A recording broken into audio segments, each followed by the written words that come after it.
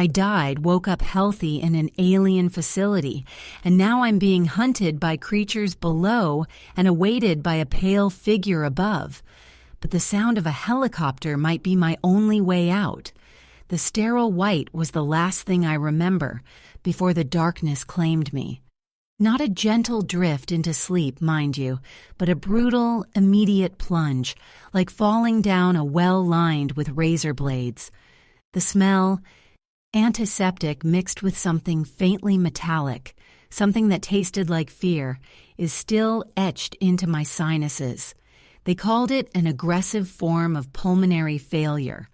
The doctors, pale men with eyes that held the weight of too many bad prognoses, gave me 3 weeks. Max. Maybe 4 if I was lucky, and the experimental cocktail they were pumping into my veins didn't liquefy my kidneys first. I was 30 years old, had just finished renovating my first house, and now my lungs were staging a hostile takeover of my entire existence. My wife, Sarah, held my hand so tightly her knuckles were white islands in the sea of my clammy skin. She didn't cry much. It was the quiet, suffocating grief of someone preparing a life raft for a shipwreck they couldn't stop. I remember nodding, trying to offer some pathetic gesture of reassurance, knowing I was lying through my teeth. I was terrified. The monitor above my head began to emit that high-pitched, frantic beeping sound that means hurry up and die, or someone needs to intervene immediately. I closed my eyes, feeling the familiar burn deep in my chest, welcoming the oblivion.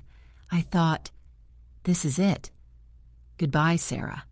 And then silence. Not the quiet of peace, but a profound echoing nullification of all sensation, a void so complete it felt like my very atoms had been disassembled. I sank into it, grateful for the end of the struggle, for the cessation of the suffocating pressure. I waited for the darkness to swallow me whole, for the final fade to black. But instead of nothingness, a strange, thick sensation began to creep back. Pressure, not painful, but insistent. My eyelids felt like lead weights fused shut, yet something was pushing against them, urging them open. A flicker of light, blinding and wrong, pierced through the slit. I tried to breathe, bracing for the familiar searing agony of air trying to enter ruined tissue. But there was no pain. There was air, cool and clean, filling my lungs without resistance. It felt perfect, impossible. My heart hammered, not frantically, but with a strong, steady rhythm I hadn't felt in months. With a monumental effort that cost me more energy than I thought I possessed, I forced my eyes open, the world resolving slowly from a blurry smear into sharp, disconcerting detail. This was not my room. My room was cramped, pale blue, dominated by that hateful, incessant beeping machine. This room was spacious, bathed in the soft, even glow of recessed lighting. The walls were not institutional white. They were a muted, calming gray. The bed beneath me wasn't a narrow hospital slab. It was wide, supportive, and felt unnervingly luxurious. My chest didn't ache. I tentatively lifted my hand. It was strong, not skeletal and wasted as it had been just hours before. I sat up fully, my breath catching. Not from sickness, but from pure, unadulterated shock. Where was Sarah? Where was the life support machinery? I looked down at my body. I was wearing soft, unfamiliar pajamas, not the flimsy hospital gown. I swung my legs over the side of the bed. My feet met a plush carpet. It was silent, utterly, unnervingly silent. I stood, feeling steady, steady enough to walk, steady enough to run, which was impossible. I turned toward the door, intending to find a nurse, to demand answers, when I glanced at the polished surface of a bedside table. Reflected there, Clearer than any mirror was my own face. It was healthy. Too healthy. But as I leaned closer to the surface, trying to reconcile this vibrant reflection with the death sentence I'd received, a movement in the reflection caught my eye. Behind me, standing just inside the doorway, was a figure. Tall, shrouded in shadow, yet undeniably present. And as the figure stepped forward, allowing the soft light to catch the edges of its face, I saw that it was completely, utterly unfamiliar. Not a nurse, not a doctor. This person had eyes that seemed too large for their sockets and a smile that didn't reach them. A cold, knowing curve etched onto pale, almost translucent skin. They raised a hand that looked unnervingly long, and whispered, a sound like dry leaves skittering across pavement. "Welcome back, Subject 734. You weren't supposed to wake up here." The whisper was a physical jolt, vibrating not in my ears, but directly against my sternum. Subject 734. The name sliced through the fog of my confusion, a cold, sharp designation that erased any lingering hope that this was a simple, albeit bizarre, recovery ward. My mind, which moments before had been celebrating the impossible return of health, slammed into high alert. Every instinct honed by months of battling a terminal illness screamed danger. I didn't hesitate. Years of being a passenger in my own failing body had taught me patience, but this new vitality fueled an immediate, primal surge of adrenaline. I spun around, ready to face the apparition, ready to demand answers, ready to fight for the life I'd just reclaimed. But the doorway was empty. The shadow remained where the figure had been, but the presence was gone. I lunged toward the threshold, my heart now hammering a terrified rhythm against my ribs. I threw the door open, expecting to find a hallway full of stunned orderlies, or maybe a hasty retreat. What I found was a corridor that defied all logic. It wasn't the familiar drab linoleum and institutional beige of the hospital where I was supposed to die.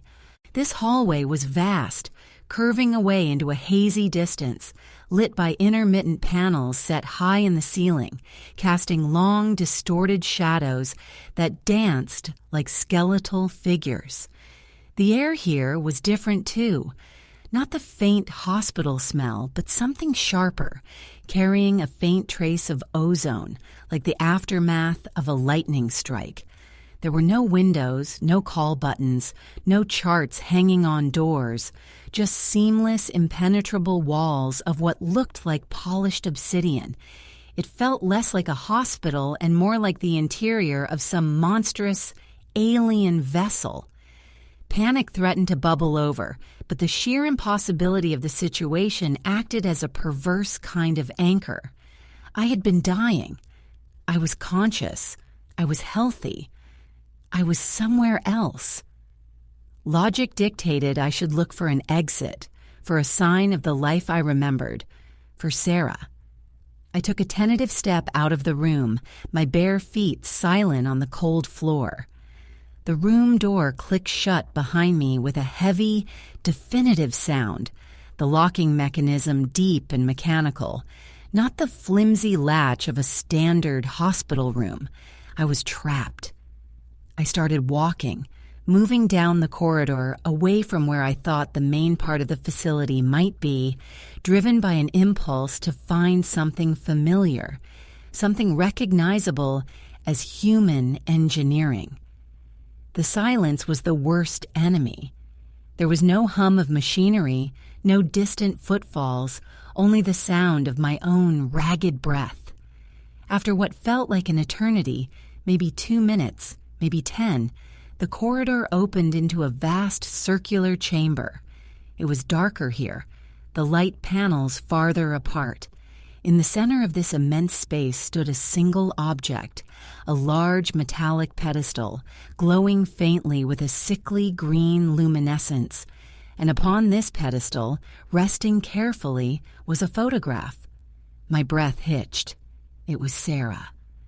My Sarah, laughing, her hair wild in the summer wind, taken just last year at the lake house. It was a physical anchor to the reality that had been stolen from me. I moved toward it, drawn by the devastating familiarity. As I reached the pedestal, my fingers hovering over the glossy print, a low, resonant chime echoed through the chamber, seeming to emanate from the very walls. The green light intensified, and a section of the curved wall directly opposite me hissed open, revealing a dark aperture. From the darkness within the aperture, a sound emerged, a slow, methodical scraping, like heavy metal being dragged across stone. Then, a shape began to resolve itself in the opening. It wasn't the strange, smiling entity from the room. This was bulkier, slower, and emitted a faint, rhythmic clicking sound. It was massive, covered in segmented chitinous plates, and it was emerging into the light with horrifying deliberation. As the creature fully entered the chamber, its silhouette blocked the faint light from the ceiling, and I finally saw its face, if one could call it that. Where eyes should have been, there were only smooth black lenses reflecting the green glow, and from its lower mandibles, something thin and glistening dripped onto the floor. It paused, its entire bulk oriented toward me in the photograph, and then it let out a sound that was not a roar, but a mechanical, distorted imitation of a human sigh. Then it began to move toward me. Not fast, but with crushing, inevitable momentum, and I realized the scraping noise wasn't its feet. It was the sound of heavy, concealed weaponry being dragged behind it. I snatched the photograph, my heart lodged in my throat, and bolted for the only other discernible feature in the room. A small, recessed panel flashing a weak, urgent red light near the far wall. I slammed my palm onto the panel just as the creature reached the pedestal, sending the metallic stand clattering to the floor. A section of the wall immediately beside the red light dissolved inward with a violent whoosh of displaced air, revealing a narrow vertical shaft plunging into blackness, and I didn't look back to see the monster's reaction. I simply threw myself head first into the void, clutching the photograph of my wife like a talisman against the unknown terror I was plummeting toward. The fall was nothing like the gentle slide I'd anticipated. It was a controlled, horrifying plunge into absolute zero visibility. The whoosh of air that accompanied the opening of the shaft instantly transformed into a deafening roar as I dropped. The velocity increasing so rapidly, my stomach tried to relocate to my throat. I didn't scream. The air was ripped from my lungs before I could formulate the sound. My only defense was the instinctive clench of my muscles around the precious photograph. Sarah's smiling face pressed against my rapidly chilling skin. I had expected to hit bottom hard, to smash into stone or metal, but after what felt like an agonizing eternity of freefall, the descent slowed abruptly. Not gradually, but as if caught by an invisible, incredibly dense cushion of air. I stopped mid-air, suspended for a breathless second, and then I was gently, almost tenderly, lowered the final few feet onto a surface that felt strangely organic, springy, damp and warm. I lay there, gasping, tasting nothing but stale, metallic air, forcing my eyes to adjust to the oppressive dimness. This new environment was a sensory overload of wrongness. The air was thick, humid, and carried the faint, musky odor of decay, yet interwoven with it was a surprisingly sweet, almost floral scent. I pushed myself up, looking around wildly. I was no longer in a hallway or a sterile chamber.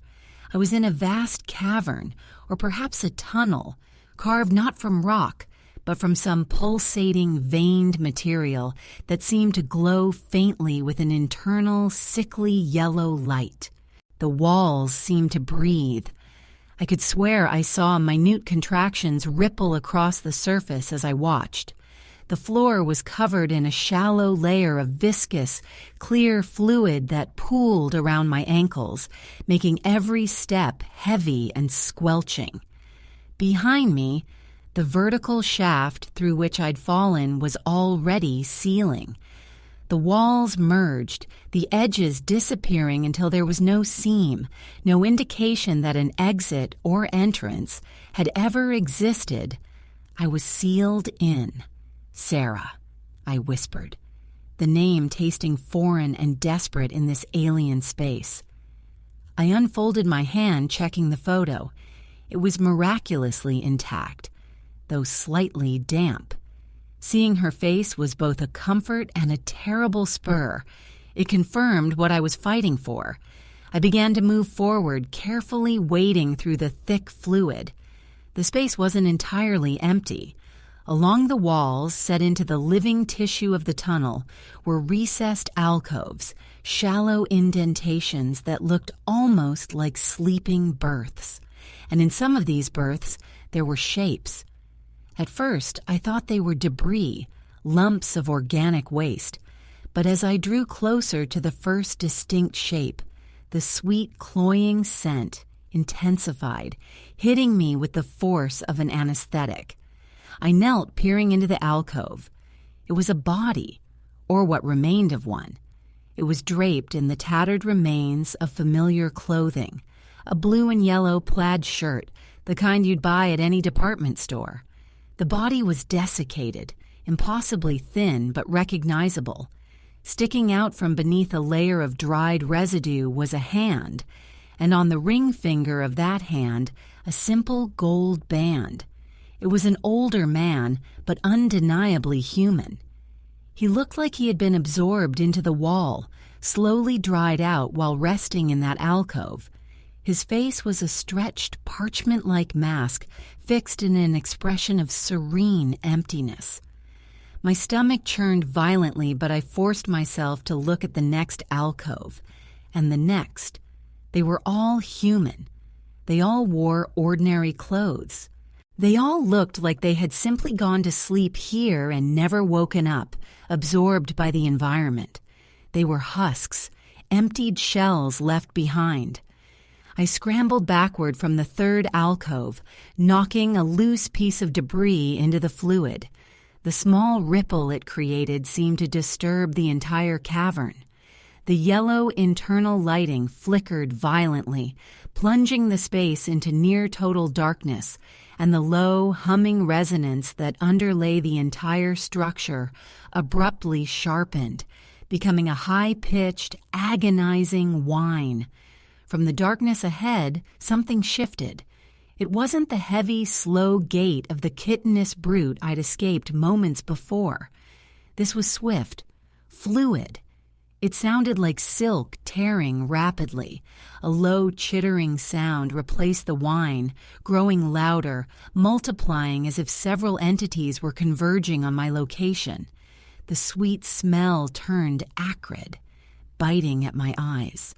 I backed up until my spine hit the pulsating wall behind me, trapped between the breathing tunnel and the rapidly approaching, unseen threats. I raised my arms defensively, shielding my face, bracing for impact, when a sliver of light suddenly pierced the gloom. It wasn't the sickly yellow of the walls, but a beam of focused, piercing blue light, slicing through the air from a point high above me. The blue light didn't illuminate the attackers. Instead, it illuminated something else, a narrow, precarious ledge running horizontally along the cavern wall, about 15 feet above the fluid line. clearly an escape route used by something that didn't need to wade. And silhouetted perfectly against that blue beam, peering down at me with an unnerving stillness, was the slender, pale figure from the first room, the one who had called me Subject 734. They weren't chasing me.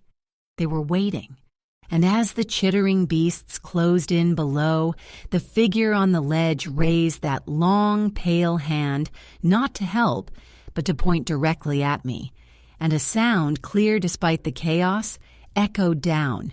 "Do not harm the vessel. Containment breach initiated."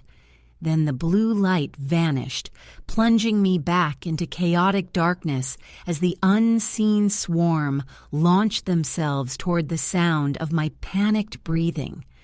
The silence that followed the pointing finger and the chilling declaration was perhaps the most terrifying sound of all.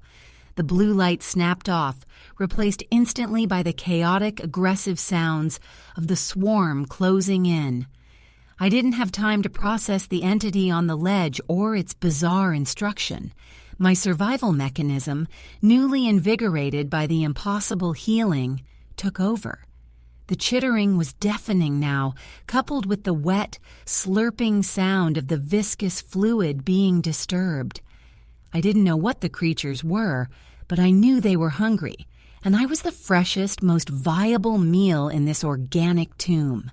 My eyes, now accustomed to the pervasive gloom, caught the briefest glimpse of movement below, elongated limbs ending in razor-sharp appendages slashing through the fluid where I'd been standing a second before. The ledge. That was the only option.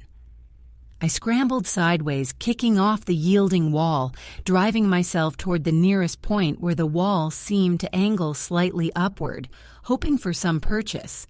My fingers scrabbled at the pulsating membrane, seeking a crack, a root, anything to gain purchase against the slope.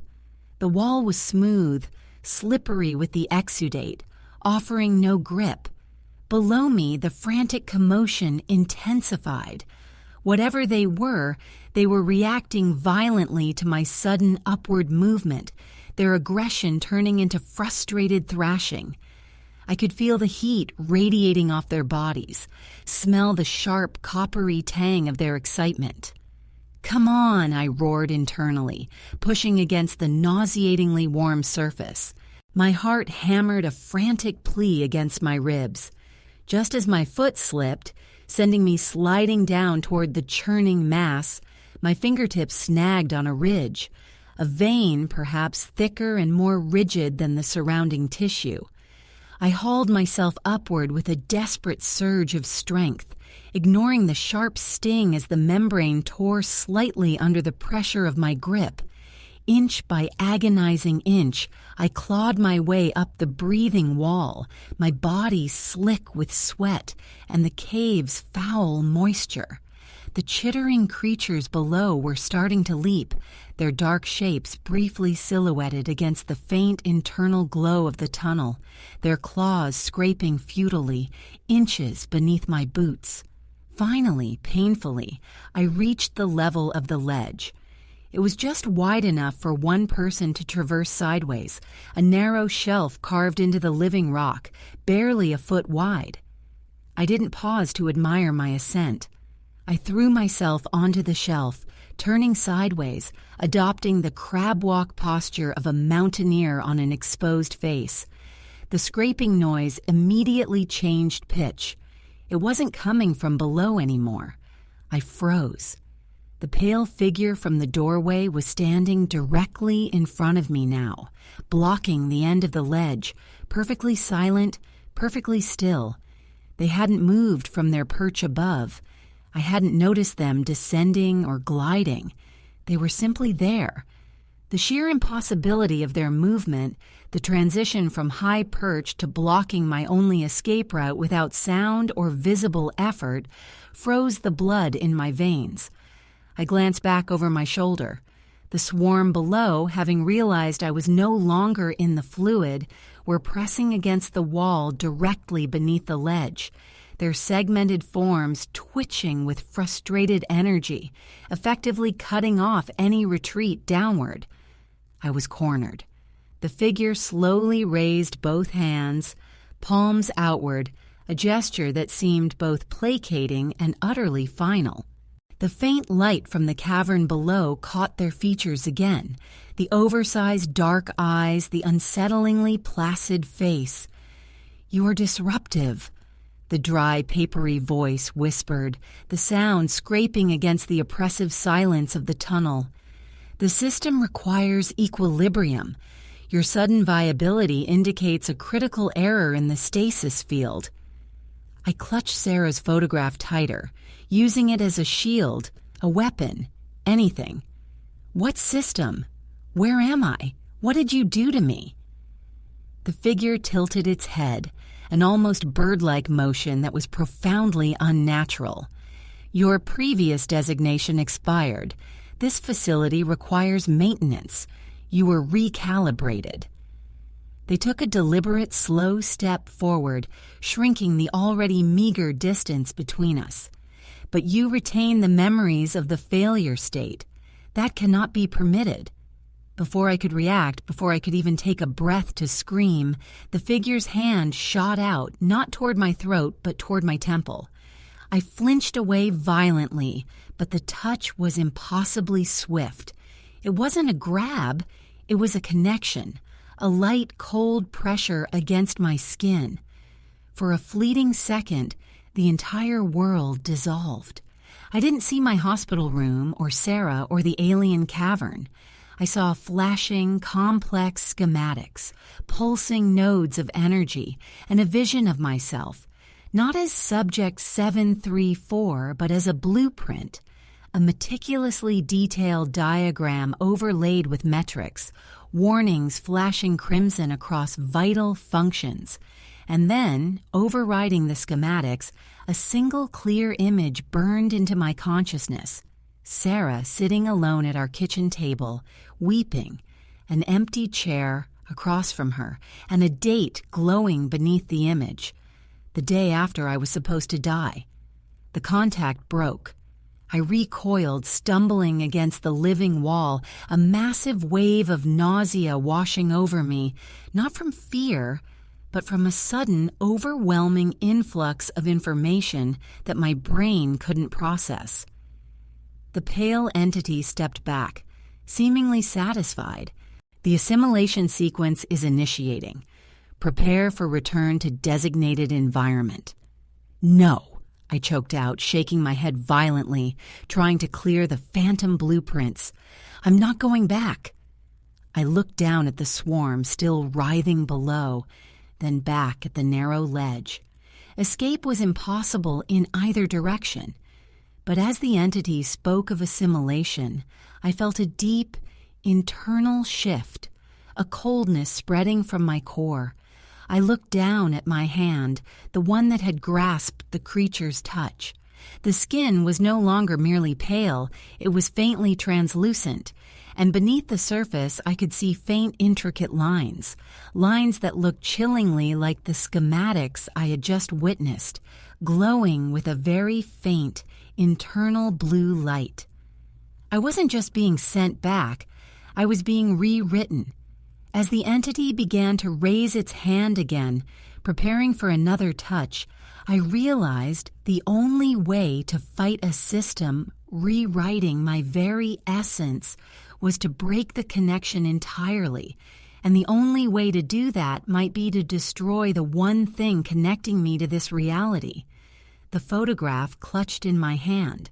With a guttural cry born of utter desperation, I brought the photograph down in a vicious arc against the hard, veined wall beside me, not expecting it to tear, but hoping the violence of the act would shock whatever process had begun within me. The paper ripped with a sound that was entirely too loud in the confined space, and as the two halves fluttered down toward the hungry swarm, a new horrifying sensation coursed through my body. An intense, burning pressure behind my eyes, and the unmistakable, terrifying sensation of my own memories, the real ones of Sarah and home, rapidly being overwritten by cold, efficient, non-human data. The sound of the photograph tearing was not the crisp rip of paper, but a wet, sickening crunch, as if I had shredded something vital and organic. As the two halves of Sarah's image drifted down into the churning darkness below, I felt the immediate backlash of the violation. The burning behind my eyes intensified into a blinding white flash, accompanied by a scream that clawed its way out of my throat, a sound that was entirely human, entirely mine, a final assertion against the cold intrusion. The entity froze. Its gesture of reinitiation stalled mid-air. The pale face contorted, not in pain, but in what looked like pure algorithmic confusion. The invasion I had interrupted, the forced override of my identity, had sputtered. Vessel integrity compromised. Error 407. Disconnect immediately. The entity hissed, its voice losing its composed, papery quality, cracking with digital static. The swarm below went momentarily still, their predatory focus shifting from the falling scraps of paper to the sudden violent energy surge emanating from me. They sensed the instability, the brief window of vulnerability in the system that controlled them, and they recoiled slightly, sensing the danger of a corrupted asset. This was my only chance. The burning in my skull was agonizing, but it was my pain, my memory fighting back against the foreign input. I channeled every scrap of terror, every memory of Sarah's laughter, every frustrating, beautiful moment of my doomed life, and threw it outward. It wasn't a physical attack. It was a desperate psychic scream of refusal. The effect was immediate and catastrophic on the alien architecture. The pulsating yellow light of the tunnel walls flickered wildly, turning red, then sickening violet. The entire living structure convulsed, throwing me against the hard ridge of the ledge. The entity above me shrieked, a sound that finally held true terror, a pure, high-pitched whine of system failure. It clutched its head, its oversized eyes flickering rapidly between blackness and a chaotic internal green light. "Containment breach!" it repeated, its voice now layered and distorted, as if multiple voices were speaking through one failing speaker. "Self-destruct sequence initiated. Evacuate asset 734. Evacuate.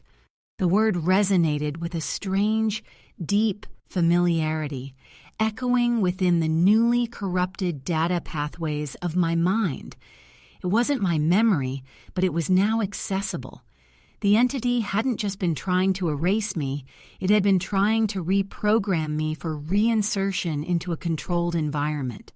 By fighting back, I had forced a system-level emergency protocol. Suddenly, a section of the ceiling directly above the struggling entity hissed open again. Not a vertical shaft this time, but a horizontal aperture, shaped precisely like a long, narrow escape pod bay. A beam of intense, pure white light, clean, stable, and utterly unlike the sickly illumination of this place, slammed down into the bay, stabilizing the opening. The entity, momentarily stunned by its own system's catastrophic failure, stumbled backward toward the opening, desperately trying to regain control. Non-compliant, re-engage. But it was too late. Whether out of genuine fear of the imploding structure or adherence to the highest level emergency directive, the creature hurled itself into the white light. As it vanished, the beam snapped off and the aperture slammed shut with a concussive boom that shook the entire organic structure. The violent red and violet lighting died instantly. The chittering from below ceased. The entire cavern plunged into a heavy, profound darkness, broken only by the faint, residual glow of the viscous fluid at my feet. I waited, heart hammering against my ribs, convinced this was the final trap, the system waiting for me to drop down into the dark, ready to reset. But the silence held. The humming resonance was gone. It was just quiet. A real quiet this time. The silence of a collapsed structure, not a contained one. Driven by the ghost of that evacuation command, I looked up, searching for any remaining seam or sign of the white light. There was nothing. I was trapped again, but the immediate hostile presence was gone. Then I noticed it. Where the entity had stood, a single object remained. It was small, obsidian black, and pulsing rhythmically with a faint blue glow, the same blue that was now faintly visible beneath the skin of my own hand. It looked like a data core, or perhaps a sophisticated tracking beacon. I reached out, hesitating only for a second, and snatched it up. The moment my fingers closed around the cold, smooth surface, the last vestiges of the alien information trying to rewrite my mind were violently purged. It was excruciating, like having glass shards pulled from my synapses. But as the foreign data receded, my own memories snapped back with blinding clarity. Sarah's face, the smell of our living room, the weight of the mortgage papers. I was me again. The trauma remained, but the implantation was gone. As I turned to face the darkness, clinging to the obsidian core, a new sound reached my ears, distant but undeniable, cutting through the silence of the collapsed tomb. It wasn't a mechanical whine or a chitter. It was a familiar, rhythmic thump, thump, thump. It was the sound of a helicopter's rotors, and it sounded close. I looked back at the fluid-filled floor where the swarm had been. The sound was coming from somewhere above me, somewhere beyond the ceiling of this subterranean prison.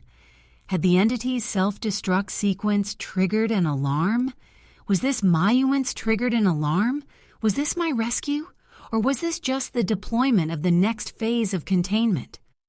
Clutching the alien beacon, I frantically searched the ceiling again, not for an escape route this time, but for a point of weakness, a place where I could signal whatever or whoever was descending from the world I was fighting so desperately to return to.